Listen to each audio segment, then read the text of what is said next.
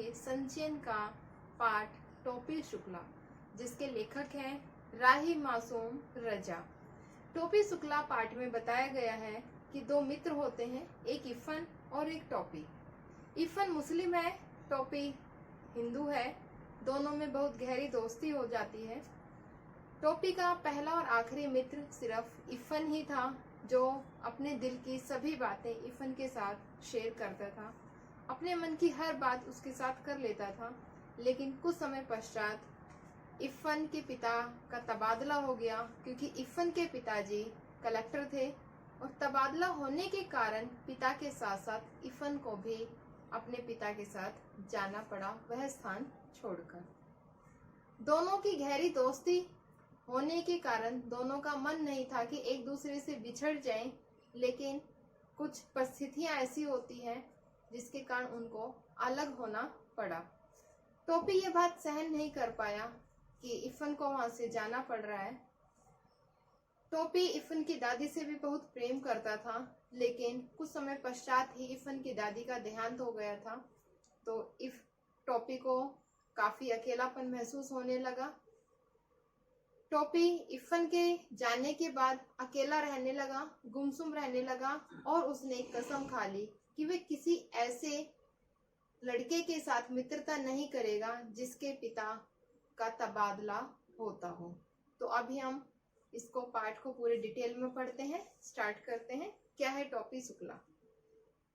इफन के बारे में कुछ जान लेना इसलिए जरूरी है कि इफन टोपी का पहला दोस्त था। इस इफन को टोपी ने सदा इफन कहा।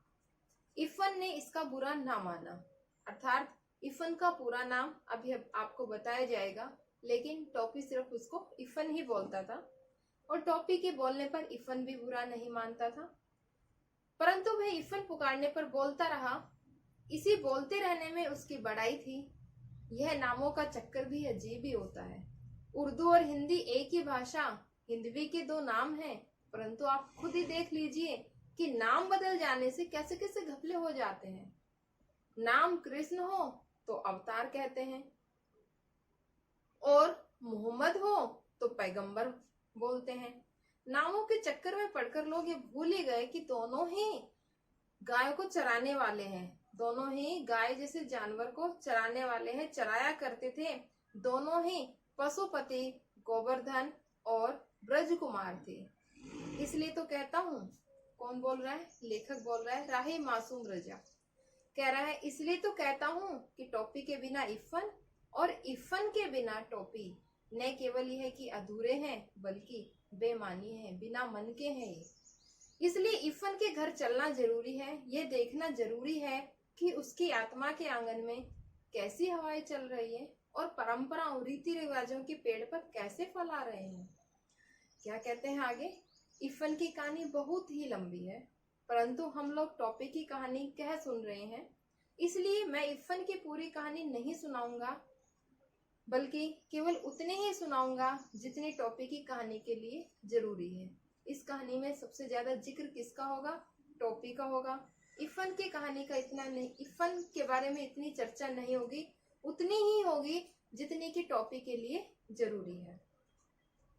मैंने इसे जरूर जाना कि इफन के बारे में मैं आपको कुछ बता दूं, क्योंकि इफन आपको इस कहानी में जगह जगह दिखाई देगा, ऐसा लेखक बोल रहा है। न टोपी इफन की परछाई है और न इफन टोपी की। ये दोनों आजाद व्यक्ति हैं।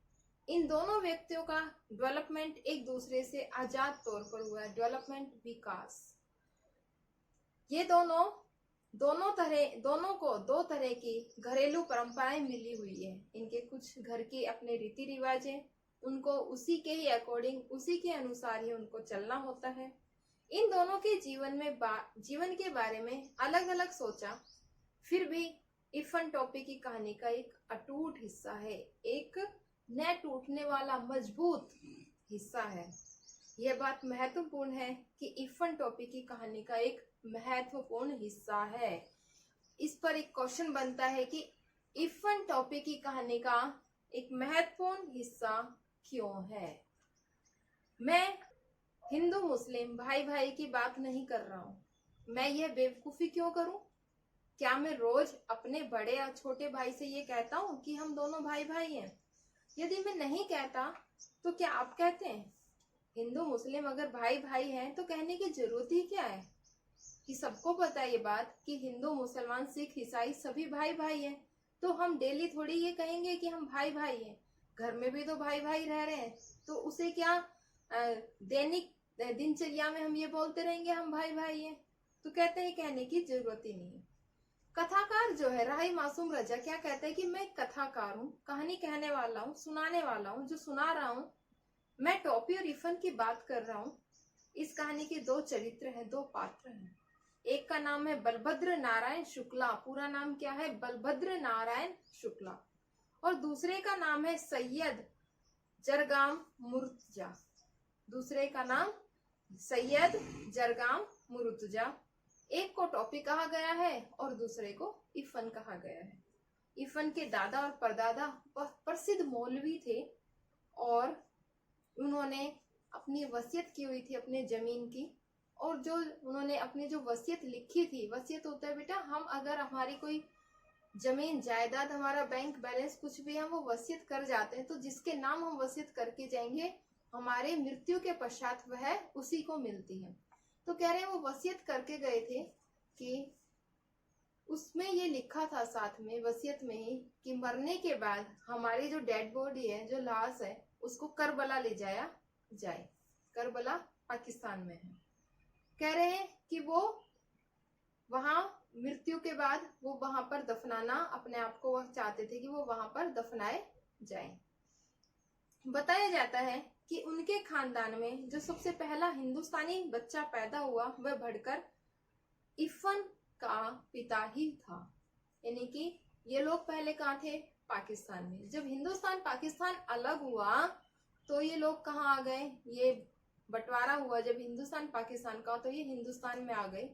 और कह रहे हैं कि इफन के दादा परदादा तो पाकिस्तान में ही थे, वहीं पर ही उन्होंने कहा कि हमें वहीं दफनाया भी वहीं जाए। लेकिन हिंदुस्तान में पैदा होने वाला कौन था? सबसे पहले पैदा होने वाला इफन का पिता था। जब इफन के पिता सैयद मुर्तजा हुसैन मरे तो उन्होंने ऐसी कोई वसीयत नहीं लिखी थी, इसलिए उनकी लाश को करबला ले जाया जाए या कहीं और ले जाया जाए। उन्हें मरने के बाद हिंदुस्तान में ही दफना दिया गया था, हिंदुस्तान के कब्रिस्तान में। हिंदू लोग हैं वो शमशान घाट बोलते हैं और मुस्लिम लोग उस जगह को कब्रिस्तान बोलते हैं। जब इफन के पिता मरे तो उन्हें कब्रिस्तान, कहाँ पर? हिंदुस्तान के कब्रिस्तान में उनको दफना दिया गया। इफन की परदादी भी बड़ी ही नमाजी बीवी थी। नमाजी बोलते हैं बेटा जो बहुत ज्यादा नमाज पढ़ते हो। नमाज क्या होता है? हमारे हिंदू धर्म में क्या है? हम पुराण ग्रंथ, महाभारत, रामायण ये सब पढ़ते हैं और उनकी क्या है? पाठ पूजा हम करते हैं। जिस तरीके से वो अपनी भाषा में अपने तरीके से भगवान को मानते हैं, अपने तरीके से पाठ पूजा करते हैं। तो उनके यहाँ नमाज पढ़ी जाती है, उनके कुछ मंत्र होते हैं, वो सुबह शाम दोपहर उसको पढ़ते हैं। तो वो दोनों तीनों चारों टाइम अपने नमाज पढ़ती रहती थी। कौन? परदादी। और कहते हैं कि टोने टोटके भी करती रहती थी कि कोई आ रहा है जा रहा है तो दरवाजे पर कुछ मस्का रखना, मस्का होता है मांस का टुकड़ा रखना, और कहते हैं सदका कि मांस का टुकड़ा कुछ रखना, पानी है वो रखना लोटे भर के। तो वो ऐसे छोटे मोटे उपाय करती रहती थी। इफन की दादी भी नमाज रोजे की पाबंद थी। कहते हैं परदादी तो थी ही और दादी भी नमाज बहुत पढ़ती थी और पाबंद थी, पंचुअल थी कि अब पढ़नी है तो पढ़नी है मुझे नमाज। जब इकलौते बेटे को चेचक हुआ तो बहुत घबरा गई वो, यानी कि इफन के पिता को। तो वो अपने जो देवी देवता है उनको पूजने लगी और कहती है कि मेरे बच्चे से कोई गलती हो गई तो उसे माफ कर दो। फिर क्या होता है कि और जो दादी है इफन की दादी, वो पूर्व भाषा बोलती थी क्योंकि वो पूर्वी साइड की थी, तो पूर्वी भाषा बोलती थी, अलग से थी उनकी भाषा। और शादी के बाद जो इफन की दादी है वो लखनऊ की उर्दू ससुराली, यानी कि लखनऊ में उर्दू बोली जाती थी, लखनऊ में आ गई विवाह के बाद, शादी के उपरांत। वह तो मायके की भाषा को गले लगाए रही, लेकिन लखनऊ आने के बाद भी इफ़न की दादी मायके की भाषा ही बोलती थी। उन्होंने अपनी भाषा नहीं छोड़ी। वो लखनऊ की भाषा में, लखनऊ के रीति रिवाजों में नहीं डली। कहते हैं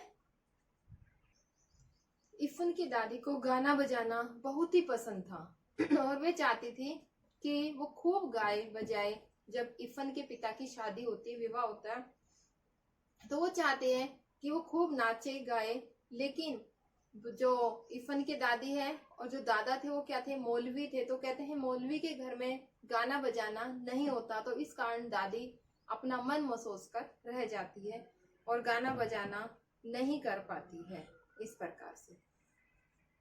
क्योंकि बात यह थी कि इफ़न अपने दादा के मरने के बाद हुआ था। मर्दों और औरतों के इस फर्क को ध्यान में रखना जरूरी है, क्योंकि इस बात को ध्यान में रखे बगैर इफ़न की आत्मा का नाक नक्शा समझ में नहीं आ सकता था। आज हम इतना ही करेंगे। इसका सेकंड पार्ट हम नेक्स्ट वीडियो में करेंगे। धन्यवाद।